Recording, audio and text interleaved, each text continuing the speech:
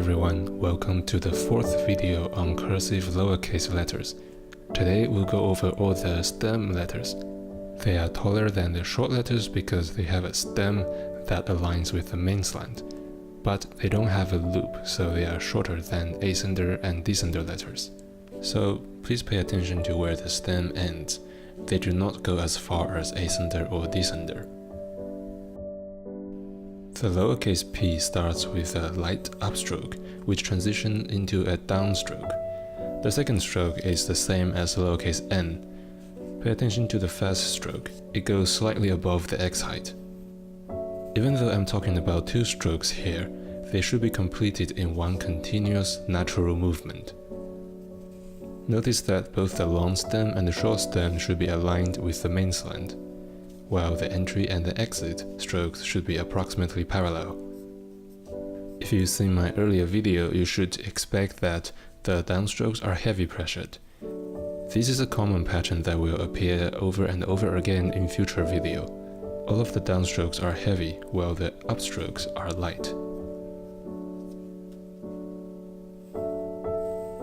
One of the common mistakes is to make the counter too wide, which causes the letter to take too much space. On the contrary, you should avoid making the counter too narrow. This can cause a letter to look skinny.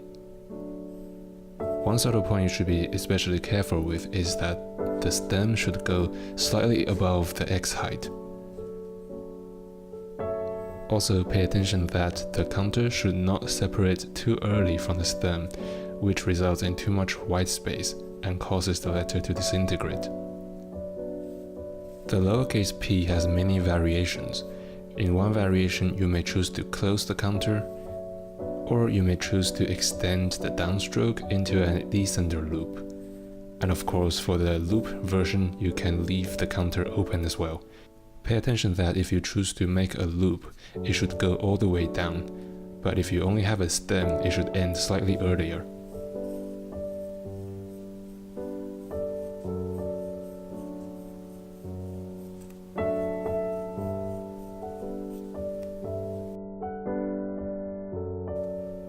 The lowercase d is just like lowercase a, except that you are making the stem longer and pointing upward.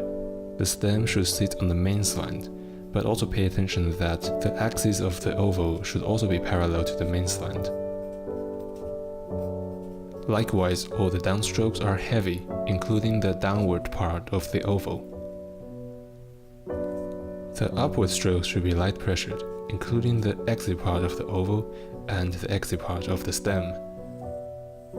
Pay attention to how the stem transitions into the exit stroke.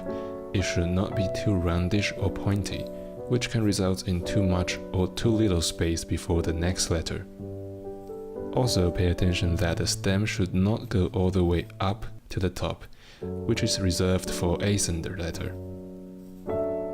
And try not to make the oval too flat, which can cause the letter to look deflated.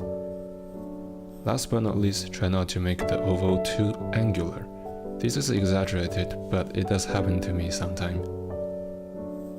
The lowercase d has an ending form, which is faster because it doesn't require you to go down to the baseline. Even though the ending form is optional, it does add some character and style to your penmanship. Here you can see how the two forms compare. The lowercase t starts with a light pressured entry stroke. The second stroke is the same as lowercase d, and it finishes with a crossbar, which is approximately at the center of the space. The stem is aligned with the main slant, while the entry and the exit strokes are approximately parallel. Similarly, the downstroke is heavy, while the connecting strokes are light.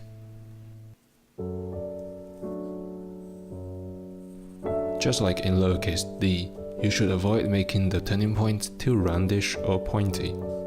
The letter will look very childish if it's too roundish, while if it's too pointy, the letter will look aggressive. A subtle point to pay attention to is that the entry stroke doesn't go directly to the top in a straight line. Instead, it should taper naturally onto the stem. On the other hand, you don't want to leave a loop on lowercase t, which can be confused with lowercase l. Just like lowercase d, t also has an ending form which gets rid of the crossbar and saves you some time. Also, for the ending form, the stem is completely straight, so it's relatively easier than the regular form. Feel free to experiment with both the regular form and the ending form, and see which one you prefer.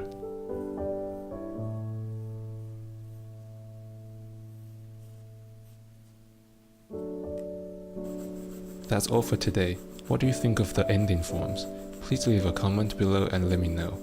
And as always, before you start practicing, make sure you do 3 to 5 minutes of muscular movement exercise, which can help warm up your hand and help you get the most out of your practice session. In the next video, we will study all the descender letters, which are among the most difficult letters in the alphabet, so please get ready for a longer session. Thank you for watching and see you next week.